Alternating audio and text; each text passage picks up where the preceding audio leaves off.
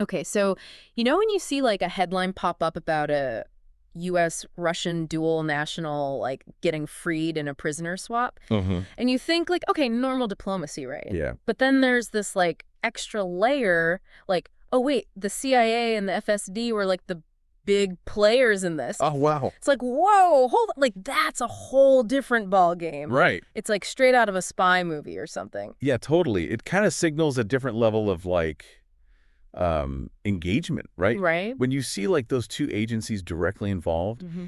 it tells you this isn't just like your average diplomatic exchange. Right. It probably touches on some way deeper intelligence concerns. Totally. And you know that super sensitive dynamic between the U.S. and Russia. Exactly. So today we're going to do like a deep dive into this whole prisoner swap situation. Okay. We're going to really break it down. Awesome. So at the center of this whole thing, we have Ksenia Karelina. Okay. She's a dual U.S.-Russian national. She was living in California. And here's the crazy part. She got arrested. And she got hit with this huge 12-year treason sentence Wow. for donating about $51 to a Ukrainian aid group. For- I mean, how does that even happen? That's like the big question, right? Right. Like it throws into such sharp relief Right. the totally different legal and political systems that are at play here. Exactly. So you have to think from Russia's perspective, right? Right. Especially with what's going on in Ukraine. Mhm. Like any financial support to Ukrainian organizations, even ones that are providing humanitarian aid, that can be seen as basically helping the enemy. Right. So while to us a $51 donation is like nothing. Yeah, you wouldn't even think twice about it. Right, exactly. Yeah. But that treason charge, it really reflects how they interpret things within their legal system. Right. It might seem shocking, but that's how it works over there. So her lawyer said that she, admitted she made the transfer, but she said she didn't intend for it to support anti-Russian activities. Right. So does intent not matter? Like, is it all about perception? Yeah, that's a really good point. Yeah. You would think intent would be a big deal, right? Yeah. In a lot of legal systems, it definitely is. Yeah. But you get these situations that are super politically charged, Uh-huh. and particularly in countries that lean more towards authoritarianism. That line between what someone meant to do and how the government sees their actions, it can get super blurry. Right. So the prosecution probably argued that regardless of what she intended, that money could have helped groups that were seen as working against Russia's interests, I see. even indirectly. So it's like guilty by association? Kinda, yeah. So then there's her boyfriend, Chris Van Heerden, and hearing what he had to say really makes this whole thing so much more real, Oh, yeah. He saw the donation as her just exercising her First Amendment rights, which is something that we just take for granted here. Right. He was even worried about her going back to Russia in the first place. I can't even imagine what he was going through. Yeah, it must have been so tough for him. And it just shows you that clash between how these two countries view freedom, Totally. What we think of as a basic right here can land you in some serious trouble over there. Yeah, and he even bought her the plane ticket as a birthday present. They Oh. traveled to Istanbul together. Huh. It's crazy how fast things can change in these kinds of situations. Yeah, for sure. He decided not to go to Russia with her, which, in hindsight, was probably a good call. Yeah, could have been bad. The donation itself happened way back in 2022, and then she was sentenced last August, so this wasn't a quick thing. Right. These cases, especially when there's a political angle, they can take a long time. Uh-huh. Lots of investigations and legal stuff. Yeah, makes sense. That gap between the donation and the sentencing, it suggests that the Russian authorities were probably building their case and keeping an eye on things for a while. Yeah, probably so. Okay, so let's talk about the swap itself. Okay. Senator Marco Rubio confirmed it on social media, which seems to be how we get a lot of news these days. But the big thing was a CIA official confirmed that the agency was the main player in this whole deal. Wow. So this wasn't just your average diplomatic prisoner exchange. No, not at all. When intelligence agencies are involved, it usually means there's some serious intelligence stuff going on. Right. They probably had their own reasons for wanting Karelina back and for wanting the other person in this swap. Mm-hmm. So, yeah, way more complicated than a simple exchange. And the swap happened in Abu Dhabi in the UAE. Interesting. Seems like they picked that spot on purpose. Yeah, probably wanted a neutral place Yeah. where they could do this kind of delicate exchange without making things worse between the U.S. and Russia. Exactly. And the UAE, it's they're kind of known for being a middleman in these kinds of situations. Yeah, they're good at that. Right. Geographically, it's convenient, and politically, they're neutral. Right. It's a good place for these sensitive talks and exchanges to happen. Away from the spotlight? Totally. So who was this other person that was part of the swap? Yeah, who was it? It was a German-Russian national named Arthur Petrov. Okay. He was arrested in Cyprus at the request of the U.S. back in 2023. Huh. Okay. The Wall Street Journal said he was being held because he was accused of exporting sensitive microelectronics. That's the kind of thing that would definitely get the intelligence agency's attention. Oh, yeah, for sure. Right. You talk about exporting sensitive technology and microelectronics. Those can be super important for advanced military tech. Right. It's a major national security issue. Makes sense. So it's a big deal if they're exported without permission. Uh-huh. Petrov's activities probably set off some alarms with U.S. intelligence, and that's what led to his arrest and why he was part of this exchange. So it wasn't a straightforward, like, American for American swap.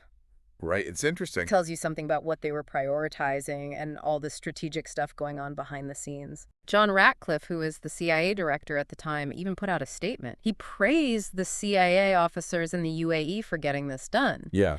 He even mentioned that he was directly involved in negotiations with a high-ranking Russian intelligence official. Wow. So this is high-level stuff. Yeah, super high level. Like for the CIA director to publicly talk about negotiating with someone from Russian intelligence, that's a big deal. Yeah, shows how important this was to them. For sure. And it shows how vital these back channels are, especially when things are tense between countries officially. Totally. And the CIA spokesperson's statement also stood out to me. They talked about how important it is to keep those lines of communication open with Russia. Right, even with all the problems in the relationship. Exactly. It's like even when things are at their worst, you still got to be able to talk. Right, because those intelligence channels, they often stay open even when diplomatic relations are a mess. Yeah. They're crucial for de-escalating things, sharing info, and like we saw in this case, for prisoner swaps. Right, it's like a necessity in this crazy world we live in. You could say that again. Their report also talked about how this was happening when the Trump administration was trying to improve things with Moscow. Oh, and there was that whole push for Russia and Ukraine to make peace. It's wild how these isolated events can be tied to bigger diplomatic strategies. Yeah, totally. It's all connected. Right. Prisoner swaps, they're not just about the people involved. Yeah. They can be a way for countries to show good faith. Right. Or maybe even as leverage in some bigger geopolitical game. Yeah, totally. When they mention those efforts to improve relations and push for peace talks, it gives you some context for why this swap might have happened. It's like a puzzle piece. Yeah, exactly. And it's sad, but Ksenia Karelina isn't the only American who's been called wrongfully detained by Russia and then brought home. Right, there have been others. We've seen Paul Whelan, Evan Gershkovich, and Mark Vogel come back in previous swaps. It's a big issue. It's worrying. It is for sure. They keep using that term wrongfully detained. Right. What does that actually mean when the U.S. government uses that term for someone like Karelina or those other folks? Okay, so when the government says wrongfully detained, it basically means they think those people are being held for bogus reasons. Maybe they didn't get a fair trial, or the charges were political, or they're being used as bargaining chips in these negotiations. Yeah. It's the U.S. government's way of saying, hey, we think these people shouldn't be locked up. It's not right. And the report also mentions other U.S. nationals who are still in jail in Russia. Oh, well, like Will. There's U.S. Army staff, Gordon Black, Robert Gilman, Travis Leak, Stephen Hubbard, and Joseph Tater. Wow, that's a lot of people. And the reasons they're locked up are all over the place. Robbery, drug charges, even fighting with the Ukrainian military. Geez. It's a reminder that while Karelina getting released is great news, Yeah. this whole problem of Americans being detained in Russia, it's not over. No, not by a long shot. It's scary to think about. It is. So, to recap, we had Ksenia Karelina, a dual national, arrested for what seems like a pretty small thing, a donation.